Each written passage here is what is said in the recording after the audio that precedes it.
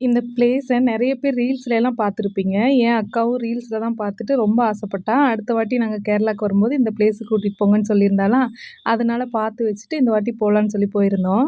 இந்த டெம்பிள் வந்து திருவனந்தபுரம்ல ஆழிமலைங்கிற பிளேஸு. எங்களோட ஹோம் டவுன் வந்து சேர்த்தலா. அங்கருந்து ஒரு 3 1/2 ஹவர்ஸ் வந்து டிராவல் இருந்தது.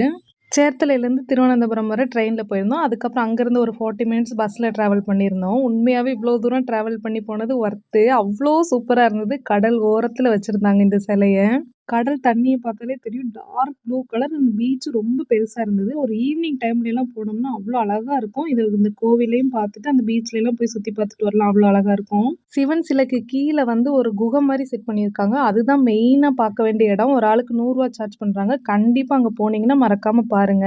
மெயினா திருவனந்தபுரம் போணும்னு நெனைக்கிறவங்க சண்டேல போங்க. ஏன்னா, இந்த கோவிலுக்கு பக்கத்திலேயே நெறைய இடம் சுத்தி பார்க்கலாம் இருக்கு. ஆனா, அது எல்லாமே சண்டேஸ்ல மட்டும் தான் ஓப்பன் பண்ணுவாங்க. நாங்க இத பார்த்து முடிச்சுட்டு நேரா கோவளம் பீச் போயிருந்தோம். ஆனா, அங்க நெறைய ஹார்பர், ஜூ அந்த மாரி நெறைய இடம் இருக்கு. லைட் ஹவுஸ் இது எல்லாமே சண்டேல தான் ஓப்பன் பண்ணுவாங்களாம். மேக்ஸிமம் போறவங்க சண்டேல போனீங்கன்னா எல்லாமே சுத்தி பார்த்துட்டு வரலாம்.